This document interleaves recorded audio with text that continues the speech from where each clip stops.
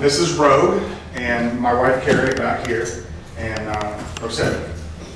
And we are parents of a special needs child. So we adopted, we were foster parents in Florida, in the state of Florida for 5 years or so. We had 9 kids come through our home, and 2 of them were adoptable. And so we have 2 sons that are adopted. And Ridley, who is currently in an inpatient facility in Knoxville because his behaviors are getting to the point where we can't take it or handle it anymore, right? And so you know what I'm talking about. And so at the end of the day, we were running out of options, and somebody had mentioned to us that a service dog might be a great answer to some of our, you can only go to so many therapies, you can only go to so many, whatever seminars and webinars and all the different things, right? And so at some level, we were looking for other things. And so we had a little different, so we're not in the Katie Beckett way, we were in what's called ECF Choices. So that's our transition. Yeah, there's a weird subtlety where because my son was adopted, I would have to give up the Medicaid waiver to get onto the Katie Beckett, which is a bad idea considering what could happen financially if we were to do that. So we self-funded Rouge. And so at the end of the day,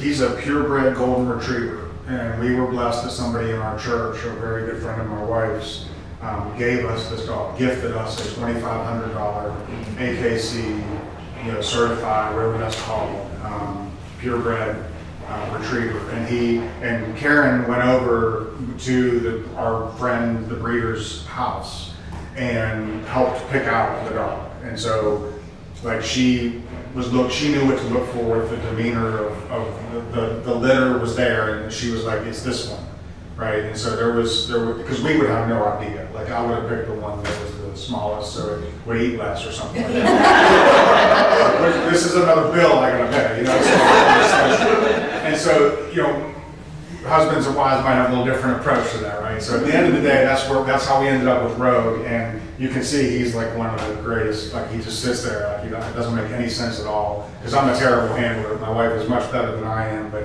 I learned alongside that. And so my son hasn't had a chance to experience him yet because he's still in the inpatient facility, but we're about to bring him out of that, and so but it's been great because we've had a chance to train alongside, and I'm learning as much as anybody else.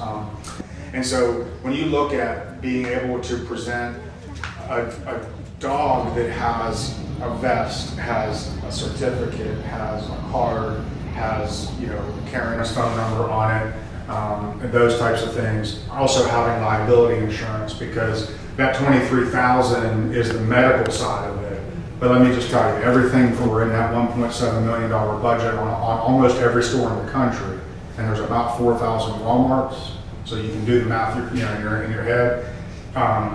Every one of that, every dollar in that 1.7 was really the pain and suffering that you get. It's not the medical bill. I get that might be the medical part, they need surgery because their hand was bitten, that's one bill, but it's the pain and suffering. We all know that that's where it comes from, right? And so at the end of the day, from a legal and financial perspective, as far as lawsuits are concerned, it helps separate, and there's a gap there where now suddenly if the owner is responsible for having that liability insurance and all those different things, I think it'll change and potentially deter. I would look at it more as a deterrent. Mm-hmm. As much as sometimes I get it, and I live in Tennessee, and my good friend Senator Pody over there, we don't like a lot of laws. We don't like a lot of, we like to be just, right, we're just, it's the Constitution and whatever else. So sometimes laws or legislation or rules or whatever you want to call them are there to be deterrents. And so it looks like it's another tax, or it looks like it's another rule, and somebody's going to paint it that way if we try to pursue this. Someone's going to say, you're not taxing service dogs, or whatever the word's going to be, right? And so I get that. But when you look, the Katie Beckett can, with that $10,000 a year, and I think the person, $59 was the highest level, and there was one that was $39 and whatever else. You're not talking about a ton of money for that insurance. The Katie Beckett with $10,000 a year can more than handle the highest level, which would be 59 times 12. that's way under the Katie Beckett level. And so you're not breaking the bank for families, you're not breaking the bank for, you got veterans that came up here that showed that they got the majority of their dog paid for. Like, I had to pay for mine. Now, I've been blessed that we have people make private donations to help us, but the financial piece, the families that were this is a medical device.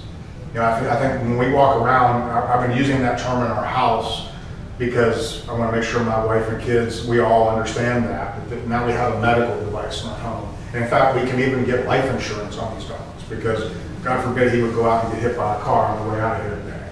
And I just invested close to $15,000 in training this dog up. And so that's another thing to consider is what do I do if I have to replace this? And I dug deep and we found canine mortality insurance, just like you can do with livestock on a farm and horses that do different things, right? So there's a lot of options there.